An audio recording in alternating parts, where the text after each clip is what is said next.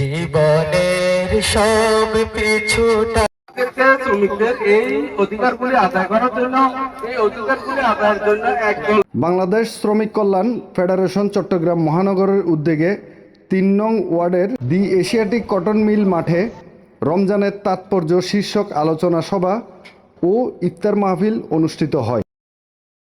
12ই রমজান শুক্রবার ৩ নং ওয়ার্ড সভাপতি মোহাম্মদ হাসানের সভাপতিত্বে ও পাঁচলাইশ থানা সেক্রেটারি মোহাম্মদ মনিরুল ইসলামের সঞ্চালনায় প্রধান অতিথি ছিলেন কেন্দ্রীয় সহকারী সেক্রেটারি ও চট্টগ্রাম মহানগর সভাপতি লুৎফুর রহমান।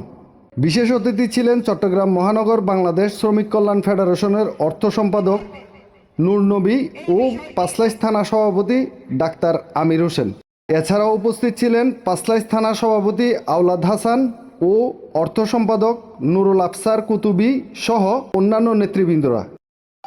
দরুদ ও সালাম মানবতার মহান শিক্ষক হযরত মুহাম্মদ মুস্তাফা সাল্লাল্লাহু আলাইহি ওয়াসাল্লামের প্রতি, যিনি বলেছেন, মালিকদের উদ্দেশ্যে বলেছেন, তোমরা যা খাও শ্রমিকদেরকে তা খেতে দাও, তোমরা যা পরিধান করো শ্রমিকদেরকে তা পরিধান করতে দাও, শক্তি সামর্থ্যের বেশি কাজ দিও না, যদি শক্তি সামর্থ্যের বেশি কাজ দাও সেসব কাজে তোমরা তাদেরকে সাহায্য করো।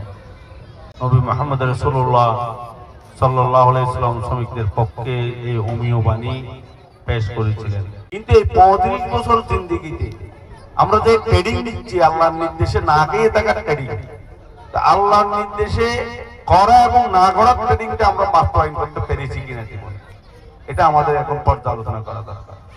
তো আমরা আজকের এই মাহে রমজানের ইফতার মাহফিলে একটা সিদ্ধান্ত আমরা নিয়ে একটা শপথ গ্রহণ করি, সেটা হচ্ছে আগামী জিন্দেগিতে আল্লাহ যা বলেছেন, যেভাবে চলতে বলেছেন ওইভাবে চলবো। আল্লাহ যেই যে কাজ থেকে বিরত থাকতে বলেছেন ওখান থেকে বিরত থাকবো ইনশাআল্লাহ, পারবো ইনশাআল্লাহ। আল্লাহ আমাদেরকে তৌফিক দান করুন। আমরা দেখেছি এই মাহে রমজানে ফিলিস্তিনের মুসলমানদের উপরে গুলি বর্ষিত হয়েছে, সেখানে লোকেরা ইফতারের সময় ইফতার করতে পারে নাই, বরং ইফতারের পরিবর্তে তারা বুকের তাজা রক্ত ঢেলে দিয়েছে।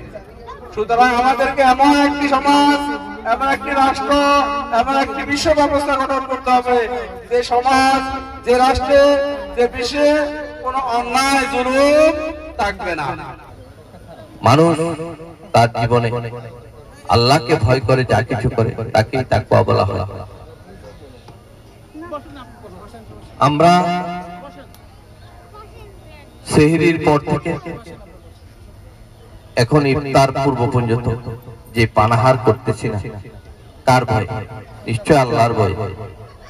অবস্থা সবকিছু পরিচালিত হচ্ছে মানুষের তৈরি করা বিধান দিয়ে, মানব রচিত বিধান দিয়ে আমাদের সমাজ পরিচালিত হওয়ার কারণে আমাদের মতো যারা শ্রমিক রয়েছে, শ্রমিকদের দুঃখ দুর্দশা লাঘব হচ্ছে না।